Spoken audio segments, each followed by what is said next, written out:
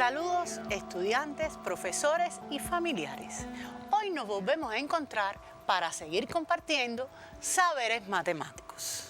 Pero bien, hoy les voy a proponer una nueva estrategia de trabajo. Sí, fíjense bien, ya hemos trabajado todo el contenido relacionado con el programa de estudio de 9º grado. Hoy vamos a hacer una ejercitación y para ello vamos a determinar una nueva forma de trabajo.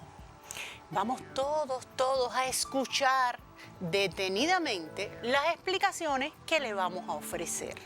Y ustedes solo van a anotar la página del libro y el número del ejercicio. Y si les hace falta alguna nota importante, entonces también la toman. Familia, atentos, ayuden a los estudiantes. Espero que ya todos tengan con ustedes su libro de texto. Daremos comienzo hoy a la clase con el tema ejercitación variada. Daremos inicio a nuestro encuentro recordando algunos conocimientos que nos son necesarios para poder resolver estos ejercicios. ¿Recuerdas? En geometría plana, en 9º grado, estudiamos la semejanza de triángulos. ¿Recuerdas cómo aplicar el teorema fundamental?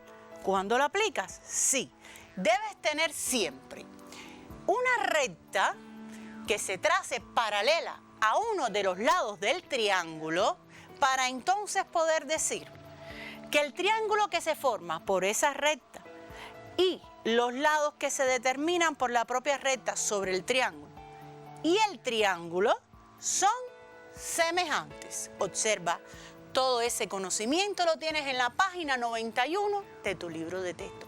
Anota rapidito, página 91. También tienes el teorema de dos ángulos respectivamente iguales.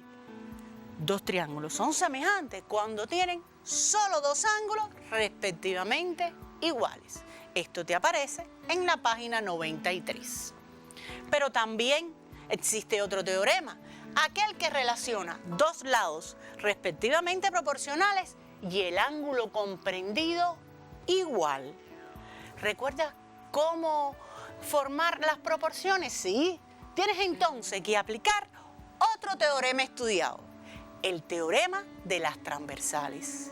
Ese que estaba formado por rectas de origen común que son cortadas por rectas paralelas.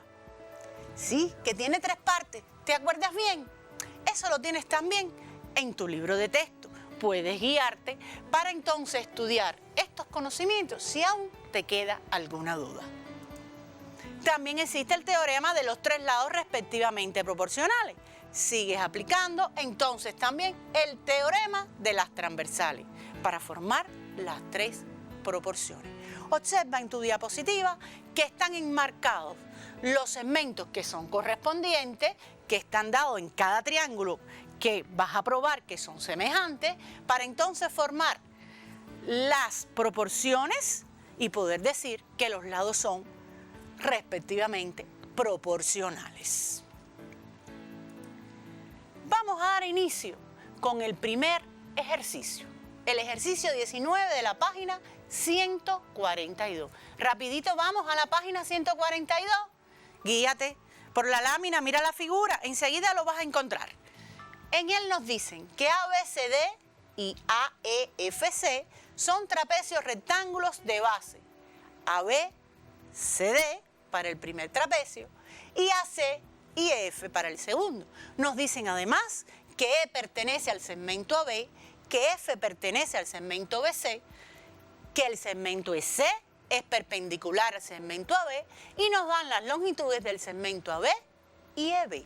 Como primer inciso, nos piden demostrar que los triángulos ACD y EBF son semejantes. ¿Recuerdas algo muy importante? En los ejercicios geométricos debes siempre ir marcando en tu figura de análisis los elementos que vas identificando cuando vas analizando la información de tu ejercicio, para luego entonces poder elaborar tu solución, teniendo en cuenta, por supuesto, las propiedades y los teoremas estudiados en la geometría durante toda tu vida estudiantil. Entonces, vamos a dar inicio a la solución de este inciso del ejercicio 19. Fíjense que lo primero que hacemos es identificar los triángulos que vamos a demostrar que son semejantes. Y vamos a comenzar a interpretar los datos que nos da el ejercicio. Nos dice que ABCD es un trapecio rectángulo y que sus bases son AB y CD. Por supuesto, entonces tiene dos ángulos rectos, aquellos que se forman con las bases y uno de los lados no paralelos. Ahí donde se forma la perpendicular. Correcto. Ahora, eso lo puedes ir escribiendo cuando vayas a construir tu solución. ¿Cómo? Pones primero, acuérdate, la relación de los dos ángulos, nombrándolos iguales a 90 grados y tu fundamentación de por qué tienen esa amplitud. También tienes que el trapecio AEFC es rectángulo, pero ahora las bases son CD y F. Recuerda que las bases de un trapecio, ¿cómo son también? Paralelas, correcto.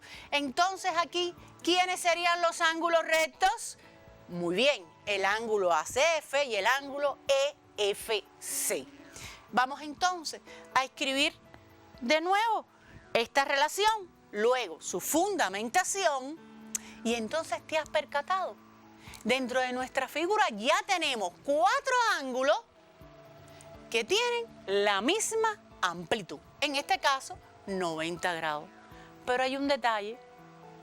Fíjense bien.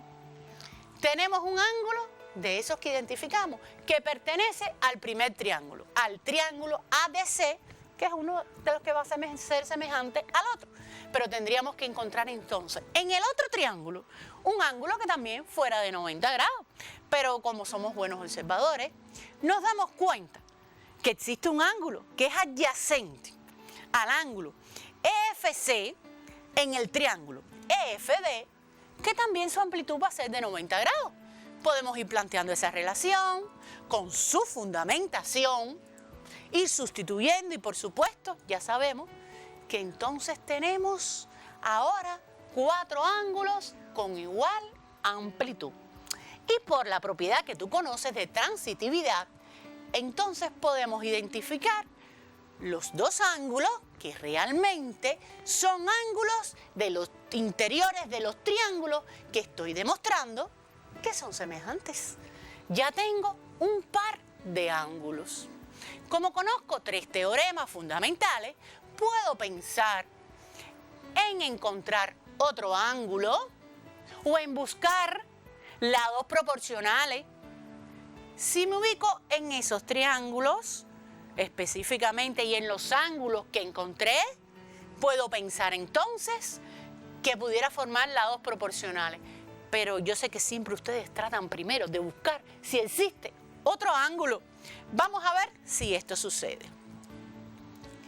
Si además, como la figura es un trapecio, que lo dice al inicio, en nuestro ejercicio, pues vamos a remitirnos allí al texto y vamos a leer lo que dice el texto de nuestro ejercicio.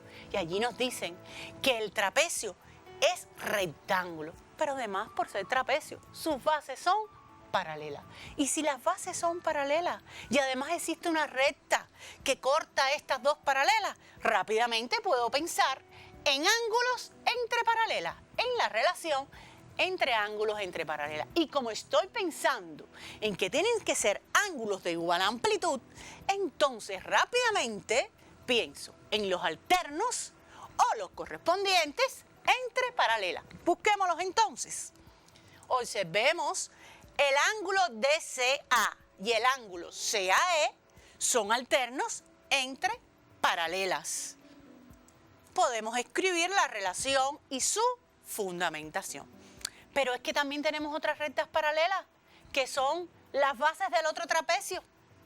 Efectivamente. ¿Y en ellos existirá también ángulos con igual amplitud? Correcto. Ahora estamos hablando de los correspondientes. Observen la lámina. Todos esos ángulos que los marcamos en rojo son ángulos de igual amplitud. Por tanto, ya tenemos otra pareja de ángulos. Pero vamos a escribir correctamente todo esto que estamos hablando.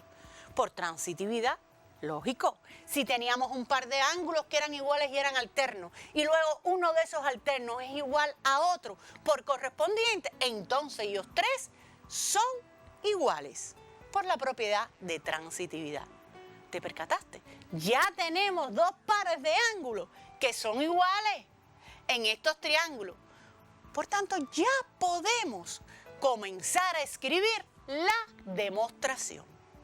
En los triángulos se cumple que los ángulos, los primeros que identificamos, que eran iguales a 90 grados, el ADC y el EFB, por la primera condición que estuvimos analizando al inicio. Y los ángulos DCA y FEB por la segunda condición que estuvimos analizando después. Entonces, ya podemos concluir que los triángulos ACD y EBF son semejantes por tener dos ángulos respectivamente iguales. Correcto. No vayas a pensar que te va a ser muy difícil resolverlo, que han pasado muy rápido las diapositivas, que no has podido. No. Tienes la posibilidad que en tu propio libro de texto, al final del capítulo, tienes la respuesta, sí, escrita literalmente, con todas estas explicaciones que hemos estado ahora conversando. Luego, no vas a tener dificultad para poderlo resolver. Vamos a ver entonces el próximo inciso del ejercicio. Nos dice ahora, calcula el área del trapecio ABCD. Y los elementos que tenemos, además de los que ya utilizamos, es que el segmento EC es perpendicular a AB y conocemos la longitud de dos de los segmentos. Ubiquemos en nuestra figura estos datos. Y entonces vamos a recordar cuál es la ecuación que nos permite calcular el área del trapecio, la semisuma de sus bases por la altura. Recuerda que hay una base mayor y una base menor. Debemos entonces identificar en nuestra figura quién es la base mayor, quién es la base menor y, por supuesto, quién es la altura. Sustituimos los valores. AB sería la base mayor, DC la base menor y H la altura. Sustituimos, pero de esos valores, de esas longitudes de segmento, ¿cuáles conocemos hasta el momento?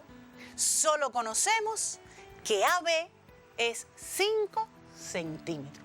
Por tanto, tenemos que calcular la longitud del segmento DC y del segmento CI. Comencemos por el segmento DC. Vamos a ver quién es el segmento DC. Si observas tu figura, el segmento AB y el segmento DC son paralelos. Pero hay un segmento que es perpendicular a estos dos. Observa el segmento AD y el segmento CE. Entonces podemos decir que esa figura que está formada ABCD, ese cuadrilátero, es rectángulo, porque tiene, por supuesto, 4 lados, tiene los lados opuestos, paralelos e iguales, y tiene 4 ángulos rectos. Pero basta con esas condiciones y demostrar que uno de ellos es recto para poder asegurar que es un rectángulo. Por tanto, el segmento AE es igual al segmento DE. Si logro determinar la longitud del segmento AE, ya tengo la longitud del segmento DC. Pero como todos ustedes conocen, tengo la presencia de las longitudes de dos segmentos, el segmento AB y el segmento EB. Si aplico la suma de segmentos, puedo rápidamente hallar la longitud del segmento AE. Eso es lo que vamos a hacer. Vamos a establecer la relación, su fundamentación, vamos a sustituir los valores y vamos entonces a calcular el segmento AE.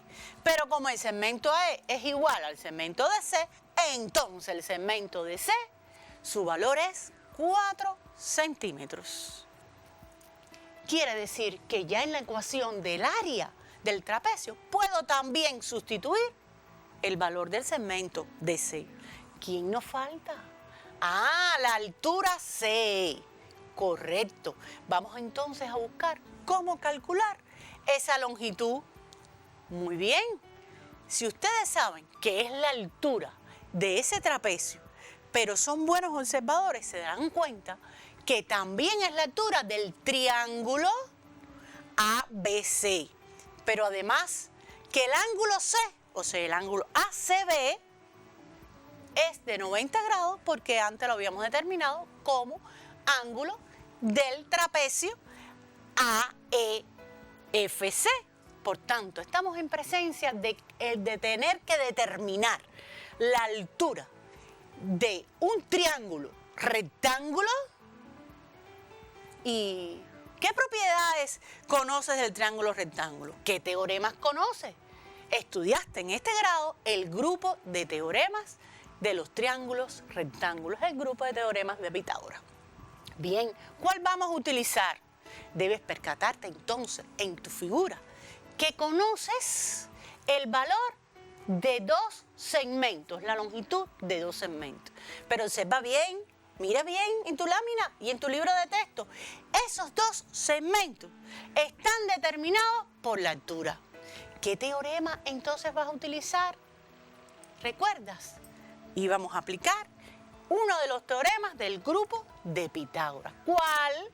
El teorema relacionado con las alturas del triángulo rectángulo, que plantea que la longitud al cuadrado de la altura va a ser igual al producto de los segmentos determinados por la propia altura sobre la hipotenusa. Entonces vamos a sustituir los valores, vamos a calcular cómo el valor está expresado al cuadrado, tenemos que por operación inversa, la radicación, calcular la raíz de 4, que es 2. Correcto, entonces ya tenemos el valor de la altura del segmento CE. Podemos entonces sustituir en nuestra ecuación, efectuar los cálculos rápidamente y hallar el área buscada, el área de este trapecio. Recuerda que la respuesta final la tienes que dar con las cifras significativas, o sea, con el menor número de cifras significativas que tienen los datos. En este caso nos dio 9,0 centímetros cuadrados. Muy bien, pero esto no es lo único que has aprendido en este curso, en este grado. También estudiaste en la unidad 3 los sistemas de ecuaciones. Específicamente aprendiste en 9º grado el sistema de 2 ecuaciones con 2 variables. ¿Recuerdas que cómo se resolvía? Bueno, pues aprendiste el método gráfico y el método analítico. En el analítico aprendiste diferentes soluciones por el procedimiento de sustitución y por el de adición y sustracción. ¿Tú no te acuerdas bien cómo se hacía? Bueno, pues antes de buscar la solución del próximo ejercicio que te vamos a presentar, estudia con tu libro de texto los recuadros que te estamos indicando en esta lámina. Copia muy rapidito en qué página están estos recuadros.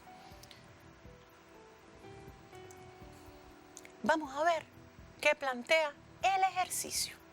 ¿Cuál? El 6 de la página 242. Rápido. ¿Ya lo tiene? Sí, la página 242 dice: como parte de la preparación de una secundaria básica para el próximo curso escolar, los estudiantes se comprometieron a restaurar los libros de la escuela durante 2 semanas del periodo vacacional. En la primera semana restauraron el triplo de los restauraron en la segunda. y en total restauraron 668 libros. Y nos preguntan, ¿qué cantidad de libros restauraron en cada semana? Recuerda, podemos leer el ejercicio tantas veces como nos sea necesario para comprenderlo, para saber primero de qué trata el ejercicio. En este caso, ¿de qué trata? Sí, de unos estudiantes que van a restaurar diferentes libros en la escuela. Sí, una tarea que todos debemos hacer, por supuesto, para mantener nuestros libros de texto, porque los libros de texto son muy importantes para trabajar en la escuela y es necesario tenerlos todos arreglados. Sería buena idea que ustedes también ayudaran en esto y arreglaran los libros de texto al final para que los compañeros de ustedes, los que después van a utilizarlo, también lo puedan aprovechar. Entonces retomemos el ejercicio. ¿Qué nos piden? ¿Qué cantidad de libros restauraron cada semana? No son las mismas semanas, ¿verdad?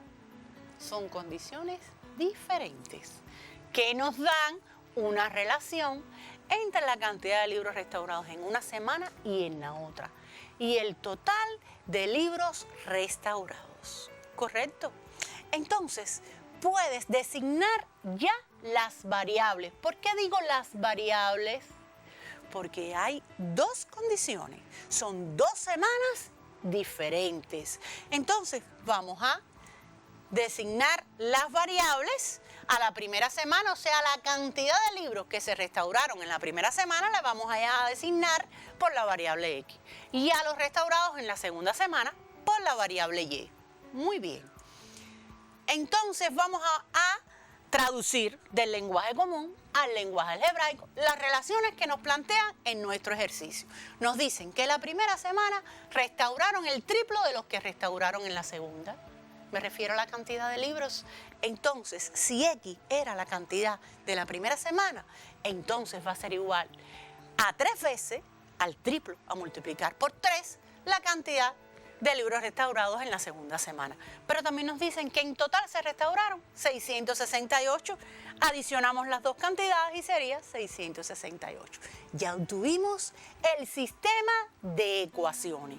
Cuando ya tenemos el sistema de ecuaciones, solo tenemos que analizar este sistema para determinar por qué vía de solución lo vamos a resolver.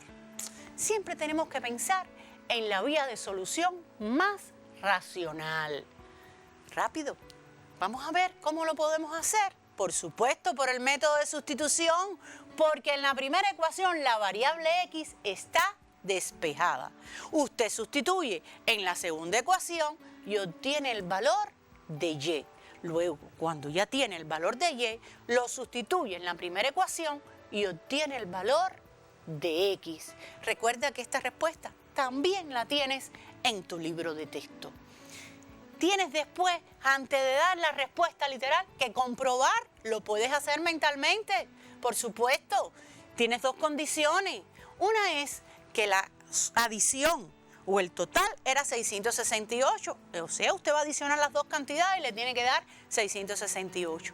Y que la primera es igual al triplo de la segunda. Multiplique la segunda por 3 y verifique que le da la misma cantidad de libros restaurados en la primera. Si esto sucede, entonces puedes escribir rápidamente la respuesta. Después te aparecen dos incisos más. Uno que tiene que ver con el porcentaje y otro que tiene que ver con la parte.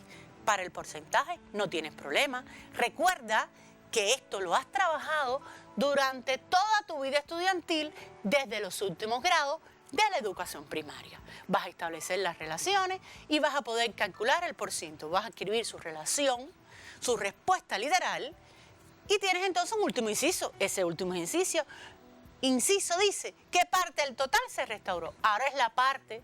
Tienes que establecer la razón, la fracción entre las cantidades que te determinan para poder obtener la fracción final. Correcto.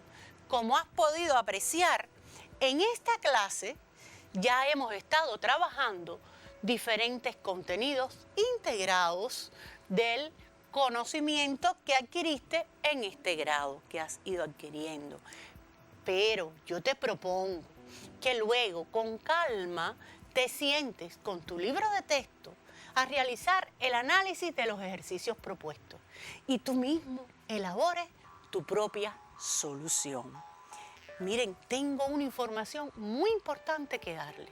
A partir de la semana que viene, nuestros encuentros serán los jueves a las 8 de la mañana.